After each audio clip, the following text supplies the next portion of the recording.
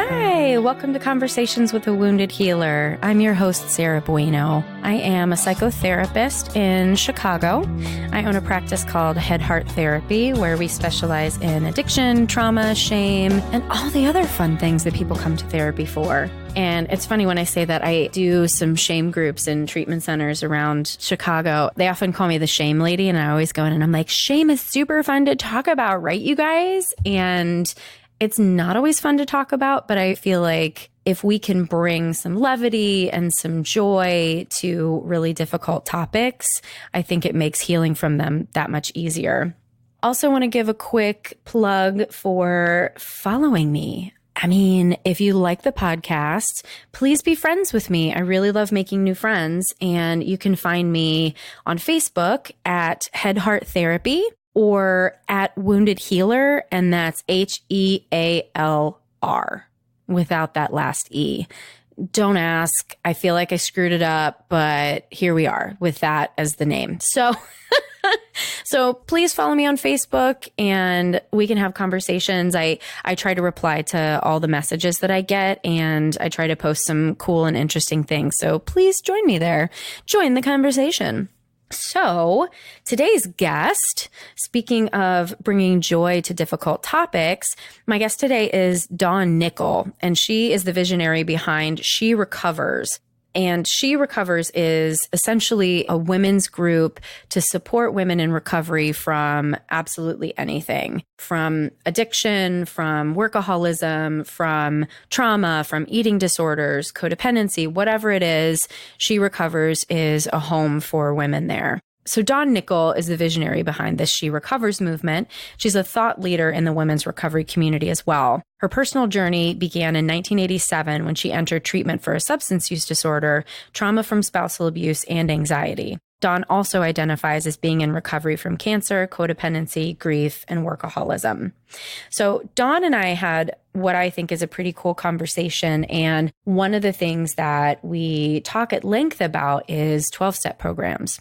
I want to kind of give a little disclaimer is not the right word, but I guess I want to share for people, I know that people listening to this may be in a 12-step program. And one of the things that I think is really important about our healing journeys is to really be discerning in any information in any healing program that we choose to enter into. And one of the things that I think Dawn does really well is hold the parts of 12-step that have been really helpful for her and for other people, while at the same time challenging the parts of it that are not. So this episode may feel controversial to some people who are really into 12-step programs. I hope, though, actually, because when I was listening to it, I came away with, almost a deeper appreciation for the parts of my own 12-step journey that I really love. And so I hope that you will find that as well. So please enjoy my lovely interview with Dawn Nickel. Hello, Dawn. Welcome to Conversations with a Wounded Healer. Hi, Sarah. This is wonderful. I'm so happy to be talking with you. I am so happy to have you here too. And I said before we started, your voice sounds like butter with that microphone. Oh my goodness. I guess when I finish my book, I'll have to do an audiobook of it as well. Yes. Ooh, tell me about the book. Oh gosh, right there, right now? I guess. I mean, we can wait, but I was just excited. Yeah. Well, I've been writing a book for a number of years, and I'm finally now I kind of have a plan, and I've shared it with a structural editor, and I'm actually writing the book. So that's very exciting for me. It's called She Recovers, the Practice. And it's really kind of about what I believe about recovery, women in recovery, with my own story interwoven, kind of an illustration of some of the principles that I've kind of come upon or come to believe in my several 3 decades, I suppose, of recovery. I love it.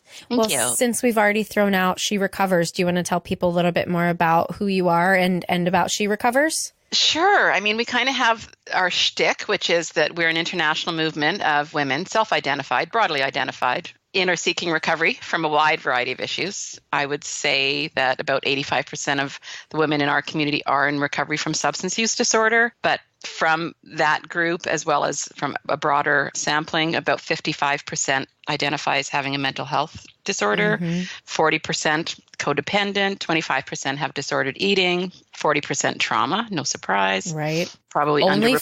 40? Yeah, I know, it's say. underreported. Yeah. 35% abuse, whether it be sexual, physical, emotional, 30% grief. And then a whole ton of us actually identify as being in recovery from burnout or workaholism. So yeah, we create welcoming spaces and transformative opportunities, both online and in real life, to connect, support, and empower recovering women. I'm so jealous of people who have their elevators pitched down so beautifully. It's lovely. None of it sounded rehearsed. It was just like, blip, blip, blip, everything perfect that you need to know. Well, I did read it right off the paper in front of me because... Well done. It did not sound like you were reading. No, it's a paper. It's in front of me in my office. I so love it's, it. Tend to just look at it when somebody asks me. But thank you. Amazing.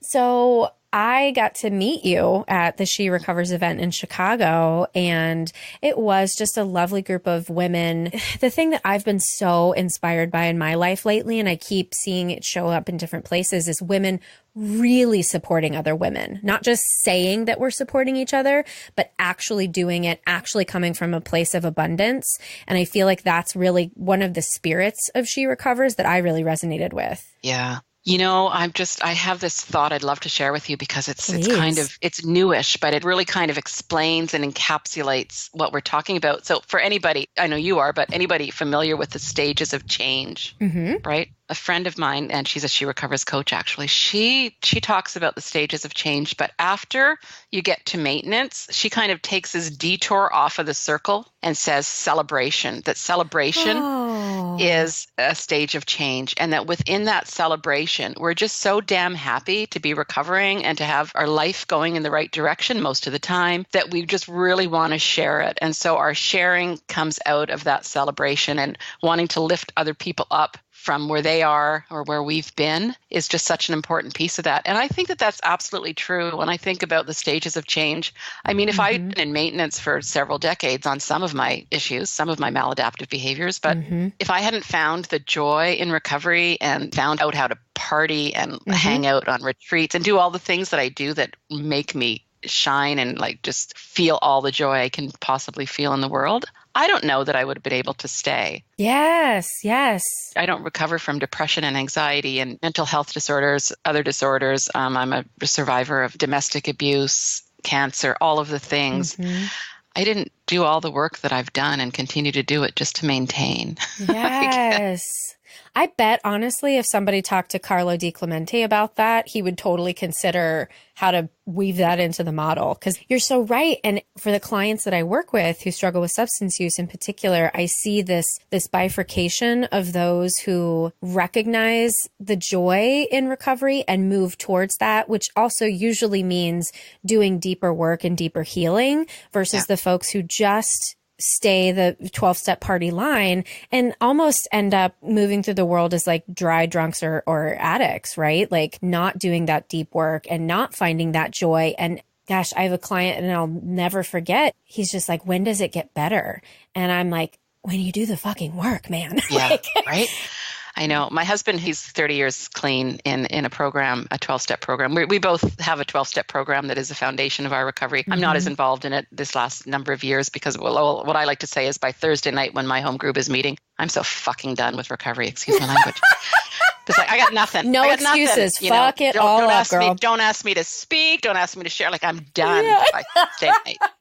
And I don't speak ever against 12-step recovery, but I've also done a really thorough analysis, both as a researcher and my own lived experience of why it just doesn't work for everyone, right? But my husband, anyway, getting back to him, from the very beginning, he always just says to people who are like really like, oh, this is just so hard and it's such misery. He goes, hey, if you're not having fun in recovery, you're not doing it right. Yeah. And that's just, you need to switch things up. And so I guess that message has been with me for a long time. And anyway, I'd love to speak with what's his face? Di Clementis? Carlo Di Clemente. Yeah. But I do have to attribute it very strongly to Kathy Robbins, who is herself a psychotherapist, 30 years in her own recovery from food addiction and some other issues. And yeah, she shared that with me very recently. And I was like, I need to tell everybody about that. I need to use it. You know, I'm giving a presentation at the U.S. Journal Training Conference in Santa Fe in August. Oh, you are? Congratulations. Yeah, yes. I went to that one a couple years ago and I fucking loved it. It's 30th year, apparently. And my daughter, Taryn, who's also the co-founder of She Recovers, is going to be leading a trauma-informed yoga for recovery. Oh, I'm so mad I'm not going now. I know. I'm very excited. I have a dear, dear friend who lives there that I'm staying with an extra week as well. Oh, I love Santa Fe. Yeah. It's literally one of the places that I've considered retiring, like tomorrow. I'm on the Freedom 95 plan, so I won't be retiring, but I like to spend time in these places. Right. I'll just build a new business in Santa Fe when I move, right? That's how we workaholics do it, right? Exactly. So speaking of that, do you want to share a bit of your story and how you got to recovery? So June 21st, it will be 32 years since I had my last drink and did my last cocaine. So I went to treatment. I was in a very abusive marriage and I had been seeing a counselor for a while. And she just finally said to me, you're not going to get out of this situation until you stop using substances. And I was like, oh, yeah, probably. So I went to treatment on July 21st, 1987. Oh my God, I'm so old.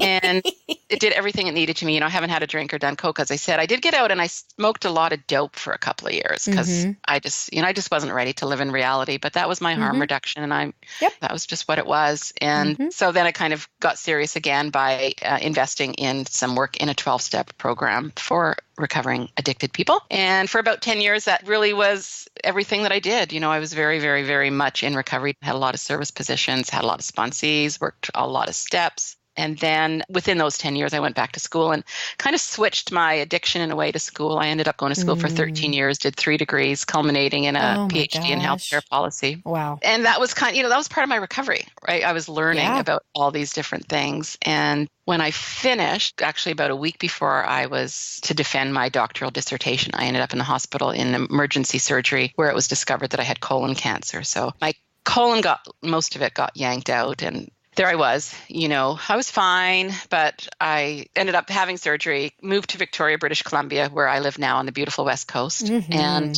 in the first year that I was here, did chemotherapy. And I guess I kind of felt like at the end of that year, I got a clean bill of health. I remember thinking, oh my God, I'm 46 years old. I spent I was 27 when I kind of started getting my shit together, and 29 when I put down the final drug that was screwing me up. And then I went to school for 13 years, and now I've just had cancer for a year, and oh my God, I'm so behind.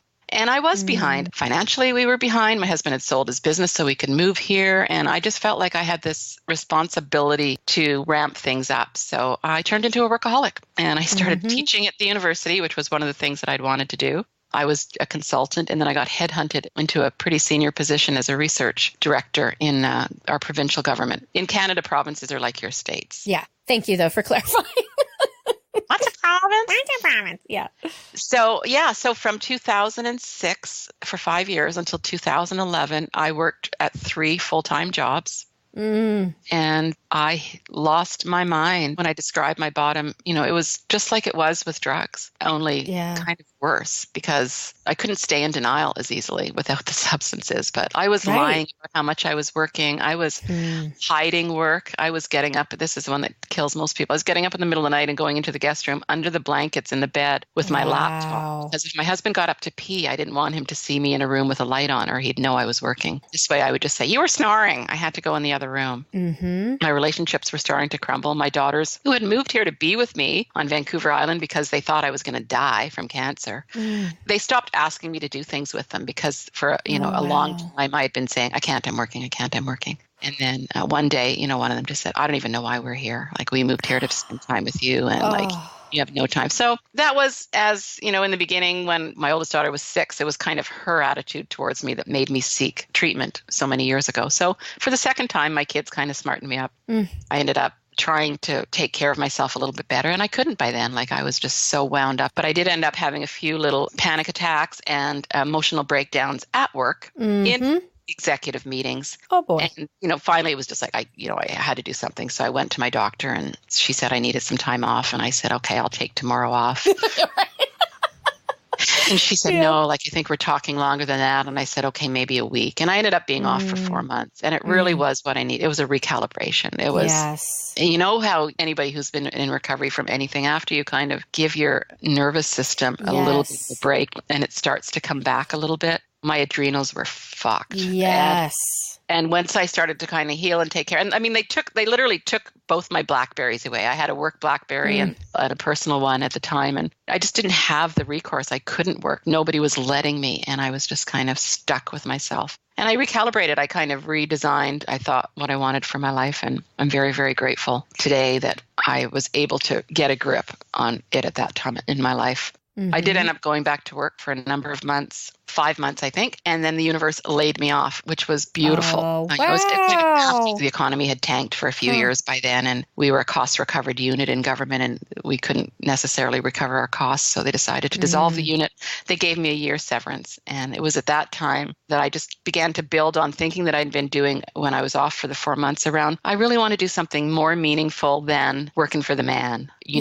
I'd given up teaching by that time. I wasn't doing much consulting when I was in government. But when I got laid off of government, I decided I'm going to go back to consulting because that pays my bills beautifully. And I'm going to try and build a life where I can work with and support women in recovery. And I didn't know what that was going to look like. I took a recovery coaching program, which I really loved. But towards the end of it, I realized I would have to talk to 10 women a day to make the same amount of money as if I had one contract and one client. So I never really did get too deeply into the recovery coaching. I do it sporadically for the odd person. But my daughter and I did decide that we would hold a retreat during my year off. So we went to Tulum, Mexico, where a friend of ours lived, and we held our first She Recovers yoga recovery retreat in Tulum in November 2012. And that was the beginning of She Recovers. Awesome. And as you were talking about the workaholism, it makes me think of comparing workaholism as an addiction to drug addiction as like covert gaslighting abuse that happens in families versus like overt sexual abuse or trauma, right? It's this, you can't really necessarily point at it until somebody really is like telling you all the details about it. Yeah. And it's just so much easier to push those things aside because, I mean, workaholism is celebrated by our society. Yeah. And, even though the outcomes for the family members are the same, right? Yep. Emotional abandonment. Yep. Stress, just walking on pins and needles because God forbid you should interrupt me when I'm working or all of those things. And I have to say, as far as 12-step programs go, some of the best 12-step literature that I've ever read, although I've never been to a meeting, is Workaholics Anonymous. Oh, shit. I'm going to download a book right now. Yeah. So if you go to workaholicsanonymous.org and you go to their literature, you can download PDFs of, they've just got these amazing things. They used to be plastered all over my wall and now they're not, but like they've got, the characteristics of recovery, the characteristics of workaholism, the gifts of rest. And it's just all these beautiful reminders. And even if you're like a hardcore in denial workaholic, the questions and the characteristics, you can't deny it. Like they've nailed it. They've nailed it. And the interesting thing for me that my thinking has developed along with my experience in recovery from workaholism is that it doesn't have to be work. It can be, a busyaholic is the same as a workaholic, right? Somebody can be, I actually remember being early in recovery in Narcotics Anonymous, but I was so involved in service that I might as well have still been using. My children didn't know if I was out at a meeting or out scoring dope, right? And I find it really fascinating. I am literally adding 4 books to my cart right now because it's so funny. For myself, somehow I've always been just shy of almost every diagnosis at some point in my life. I have definitely abused alcohol, but I've never been an alcoholic. I absolutely working to the point of exhaustion and my husband being tired with me, but I'm not getting up in the middle of the night. It's like, and food too, same. I'm just shy of binge eating disorder, all of these things, but it's still, all of this stuff is just an attempt to numb discomfort and pain and learning how to sit with that. Like that's what I've really come to finally in the past couple of years is this understanding of my ability to tolerate pain is very poor. Right. That's what's so important to remember, and something that we stress a lot whenever we talk about what we do here is not just that we're all in recovery from so many different things, but there's a spectrum regardless of what it is. And so one of our 10 intentions and guiding principles is we believe in early intervention. Yeah. We don't have to hit rock bottom to pursue recovery in any area of our lives. You're going to get there eventually if you're heading in a certain direction. Right. And I'd really love to talk about 12-step stuff with you because I do go to Al-Anon, and so I feel well-versed in 12-step from my personal perspective. And I've had so many different conversations with people who are on all different sides. And I love to hear people's personal experience with it. And like, if you had a magic wand, what would you change? You know, all that stuff. So wherever you want to go with it, go. Oh, wow. Okay. I'm going to start off by saying I will talk about it, but this is what I want to say. Yeah. And then I'll talk about it. But yeah. I almost feel exhausted by the discussion of AA versus not. And I guess because one of our, one of our really powerful principles is that we have to be supported to find and follow individualized pathways and patchworks of recovery. So I like to say, you know what, if AA works for you and it does for millions of people, I think that's great. Yep. I don't need to tell you why it doesn't work for me, and I don't need to try and convince you why it might not work for Joe down the street. Yep. I just think it's great that it's working for you. So that's part of it. Part of it is there's this exhaustion because I think it ends up with the discussion so often becomes about us versus them. Right. And I find that really divisive, especially in the substance. So part of me, kind of goes there. And then the other piece is that I kind of like to talk about the fact that I love it. I think it's the most accessible, affordable recovery option, especially when it comes to substances, that it is definitely the most out there. And that I think that people don't recognize their privilege sometimes when they talk about, oh, but no, I would never go to AA because I can afford a coach. I would never go to AA because I can afford treatment. I would never, I can afford to do all these other, I have got a masseuse and a yoga therapist and a, you know what I mean? So I think we have to recognize our privilege when we talk about what's accessible and not. At the same time, we can definitely say it's just not for me. And I remember when I went back to school and I was doing a women's studies degree, my first degree, and it was at the same time that I was really kind of becoming enmeshed with the 12-step recovery program. And I was on a mission, as I've since figured out millions of women have been on the same mission to change the language, right? Yes. To change the language from he and God and everything else. And I mean, that's just, I'm sorry, people, it's never going to work. So let's not focus our energy on that. Yeah. They're never going to change, I don't think. Yeah. Not in our lifetimes anyway. Yeah. So I kind of let that go. But I do, in my own kind of recovery from within the program, what I did a lot was I tried to really focus on, because I think the language is also very disempowering at times, very shame-based, yeah. The focus is more on defects. So again, I'm sorry, I keep going back to, I'm going to have said all 10 of our intentions. I love it. This is about you, so say whatever you want.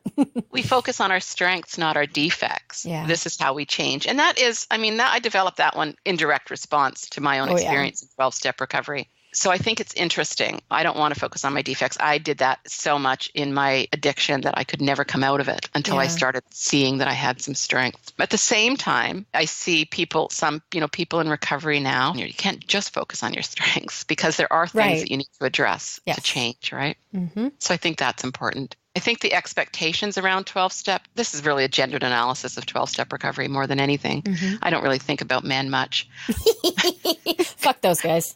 You know what? Figure it out. People always say, when are you going to start He Recovers? And I'm like, not today. Yeah, no. But we have also claimed the domain. So when we do decide to do it, it will be ours. Genius. You're a genius businesswoman. I love it. But I guess I would say, the expectations around women's participation in 12-step program is also not practical. Don't tell a brand new woman who's in recovery that she has to go to 90 meetings in 90 days and she's got a 2-year-old and a 2-year-old and a 2-month at home, no daycare, no money for babysitters. Don't shame her into thinking she's not doing it right. Exactly. Mm-hmm. Don't tell her she has to take a service position unless for sure she's got the capacity and she's being of service to her family and herself first. Mm-hmm. Those types of things. So I think that there's a lot of things that we could do better. I'm currently working on a piece. I don't know if it's going to be a blog post or if I'm going to have it published in one of the other recovery platforms, but it's called Dear Women in 12-Step Programs. Oh. It's kind of like, first of all, I am one of you. And I love us. And, all the reasons that we are great are there. But let's just remind each other that we don't know somebody else's reality. And when we say, if you don't get a sponsor, Mm-hmm. You don't know what kind of traumatic experiences they've had with other women. Mm-hmm. Don't throw them in the lion's den, somebody they've never met before, just because you think they need a sponsor on day 2. And all of those types of things. So, and I try to have that conversation when I can, right? Because there was something in one of the online Facebook groups, which I think are so amazing. We have She Recovers Together, 2,300 women in there. It's amazingly supportive. And another lovely group, somebody is more 12 steps oriented. Somebody did go in there and say, like, I'm being told that I have got to go to 90 meetings or 90 days or I'm never going to make it. And out of 10 responses, all women, 7 were, that's right. Yes, that's right. And then one other person was like, well, do you have kids? Do you work? I kind of like, what about balance? And right. And I know that nobody who's saying, yes, that's right, and you have to do it that way, they're just repeating what was told to them. Right. And maybe that's what worked for them. Right. But I just think that we do have to be really cautious about just, I guess the repetition of the kind of dogmatic sayings can be really dangerous if we're not careful. You have to use our brains, and we have to be a little more analytical than just blindlessly follow.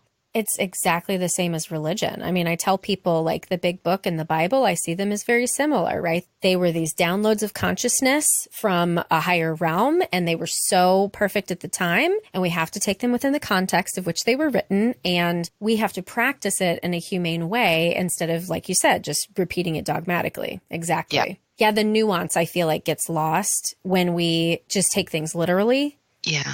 So, I mean, I think we can have a discussion about what we could do better. I think, but then we have got to focus on our strengths. And in 12-step recovery, I mean, we all know that connection is the antidote to addiction. And so it's such an easy place to find connection. Routine is also so great for people coming. So it's great for that. I mean, finding a spiritual center.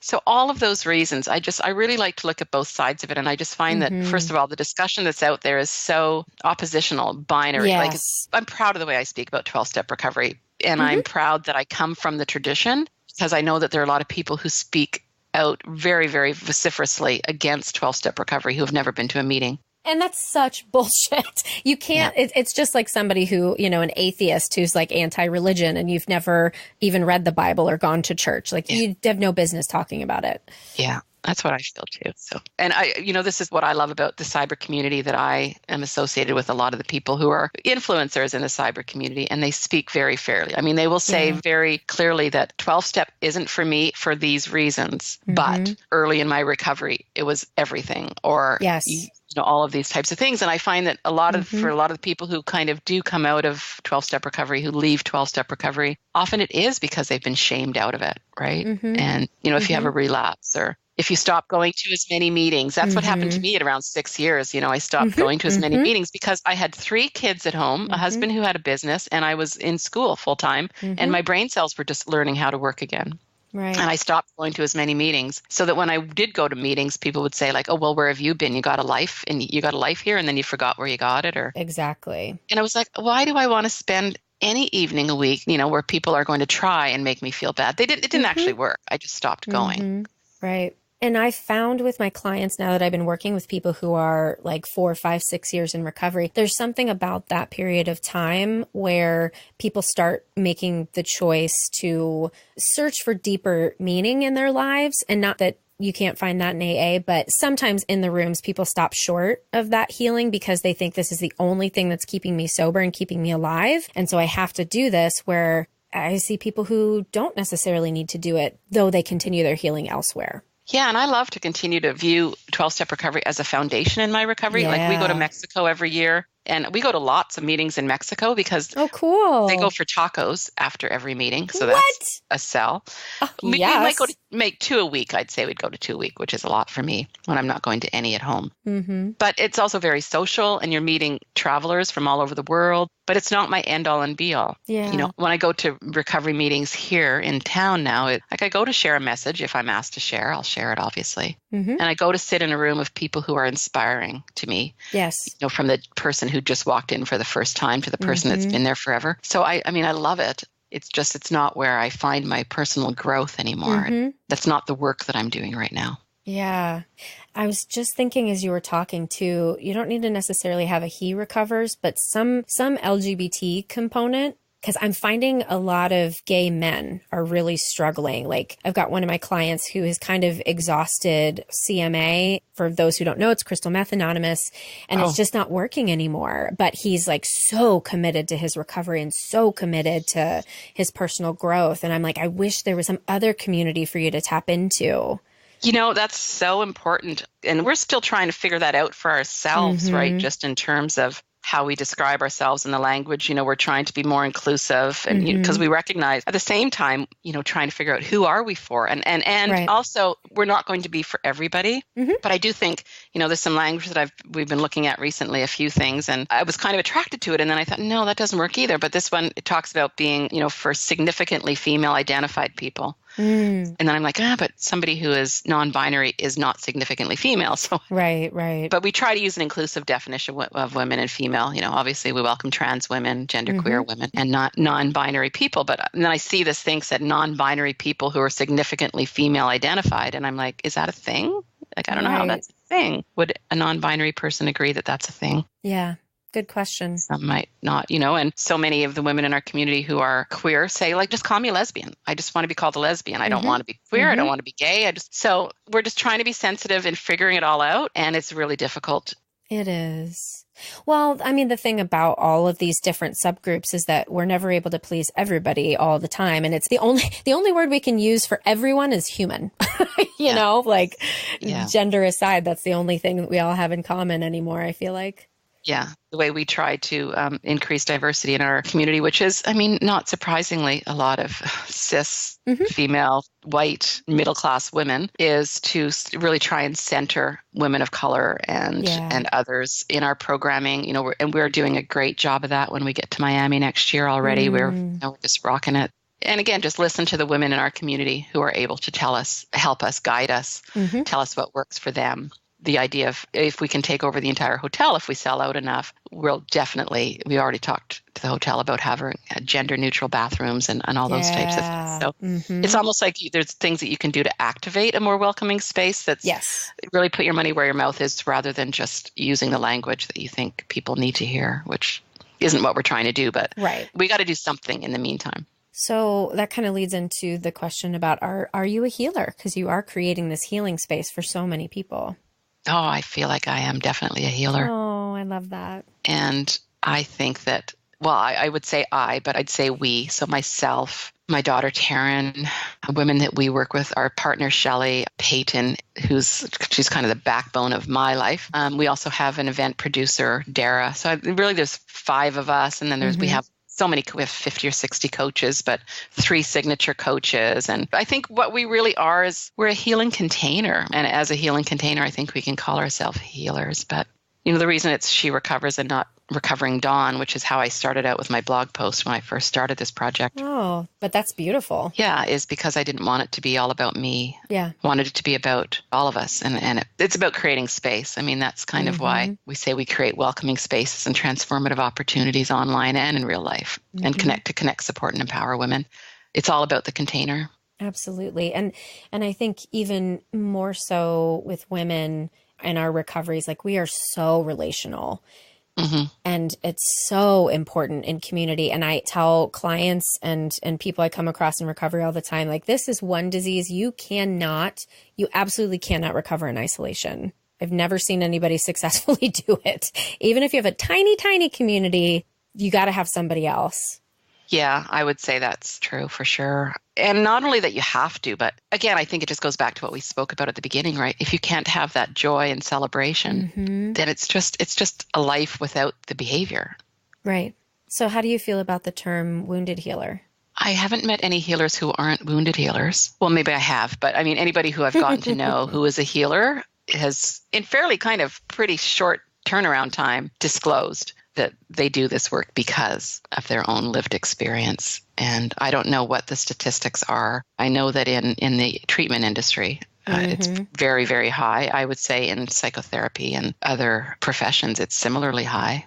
And it's funny. I think the people who go into a certain even those of us who don't identify as in recovery from substance use, all of us have a family member or have had a partner, right? I always tell people like the therapist goes into their specialization because they know it from the inside out in one way or the other. So that's just a clue into what we're working with. Yeah. Do you know Lisa Fredrickson? I don't. Oh, you must. You must find her. You must learn about her. Okay. So I don't know if you saw recently, I should probably know this better, but I don't. Within the last several weeks, there's been some attention in the press, on the internet, on Facebook, the usual places, talking about the effects of secondhand drinking as a thing, like what a big thing it is and how many people are affected by it. And so it's interesting. She's been writing about this for 10 years. And so it's quite interesting because she kind of popped her head up and said, this is a very interesting conversation. I've kind of been doing it for 10 years.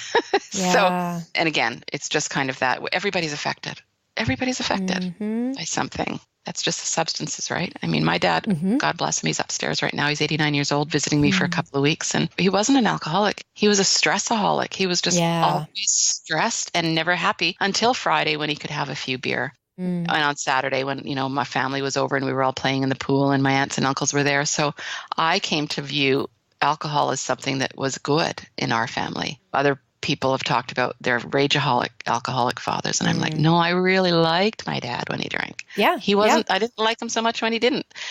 And as obviously that was when I was a child. As we became adults, he changed and mellowed and I love him dearly. But so the drinking wasn't what affected me. It was the never having a smile on his face and never giving us any positive attention ever, ever. That's what affected me. Right.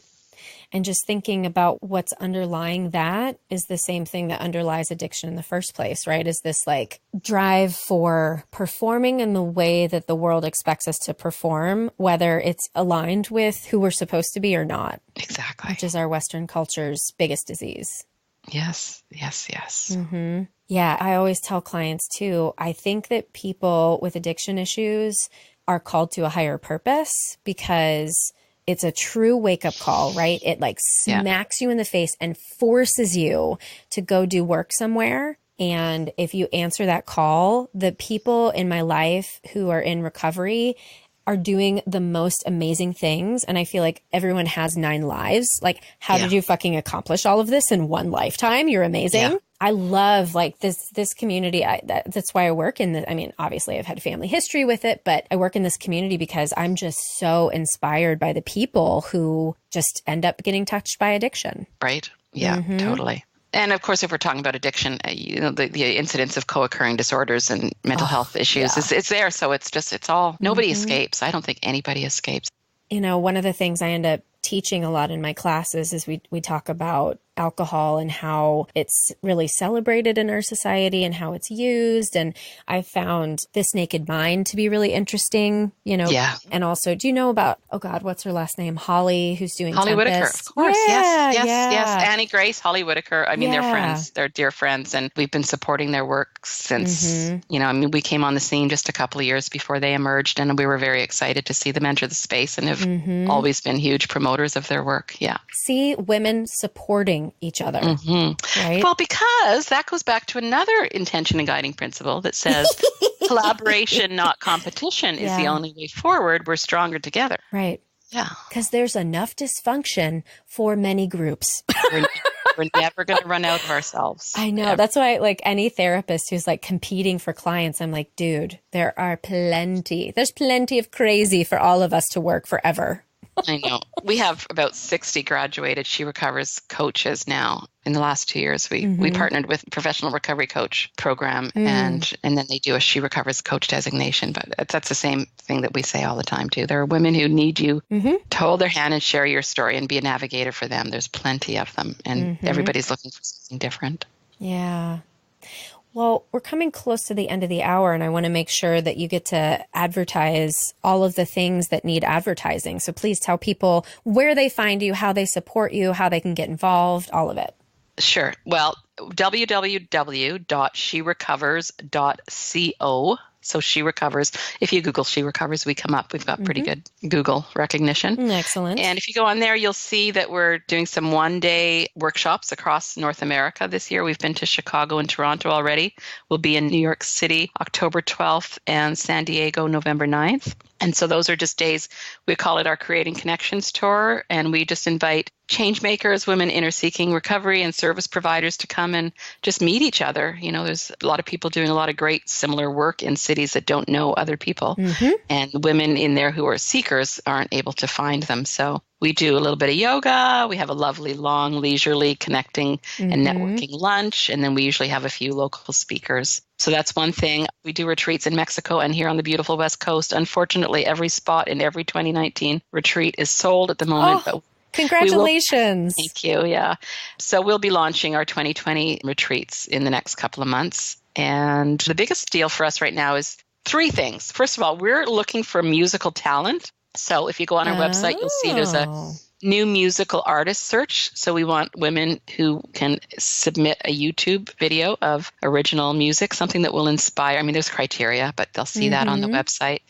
And then we're doing She Recovers in Miami next May 1st, 3rd, which is our big signature conference. We've done it before in New York and LA. We were at the Beverly Hilton in LA last September and in New York City and Lower Manhattan the year before. We have keynote speakers in the past like Marianne Williamson, who just happens to be running for president right now, and Gabriel Bernstein, Elena Brower, Glennon Doyle, Cheryl Strayed was our keynote, Janet Mock. A lot of people haven't heard of Janet Mock, but she's just amazing. So we haven't figured out our keynotes yet, but we've got everything else up on there and ready to go. And the day before, we're actually holding a professional symposium with our wonderful sponsor. They're sponsoring the symposium for one day before the weekend event kicks off. So Hazel and Betty Ford is sponsoring New Ways to Wellness, a symposium for healing professionals. And I think I can say at this moment that Stephanie Covington will be our keynote at the symposium. Oh, great. Yeah, she's amazing, right? In fact, when we were talking about 12-step recovery, what I meant to say is that I always make sure that women in 12-step recovery look at Stephanie Covington's work because she's got the women's way through the 12 steps, and it's such a great tool. So yeah, Miami is going to be fantastic. There'll be the 3 finalists from our search will be performing Saturday night. It's going to be a big music. We've got a couple of other entertainers coming to sing and play music. And now I'm jealous because you know I sing too. Well, are you with the record label? No. As long as you're not with a record label, as long as you don't have a contract, you can submit a YouTube video to our search. I love it. Do it. I just might. You should. We'd love that. Awesome. That's the most of what's going on. I mean, we have coaches, people who are interested in looking at what a recovery coach does can check out our coaches. There's a lot on the website. Yeah. We have a lot of free resources there as well. Oh, we also have sharing circles that are starting in different cities, including Chicago soon. Yeah. And these are coach-led, but they're really informal sharing circles. Coaches charge anywhere, the sliding scale of between $10 and $25, but nobody's turned away for lack of funds. I'm so happy for you.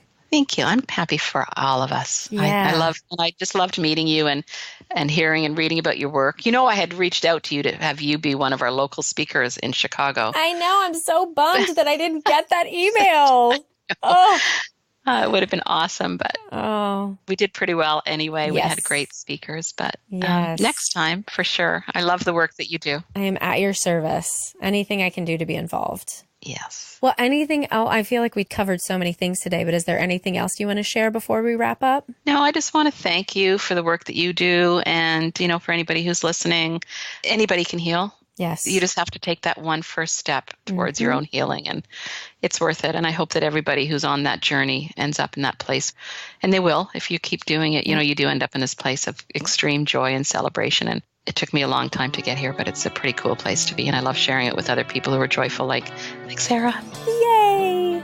Oh, thank you, Dawn, so much.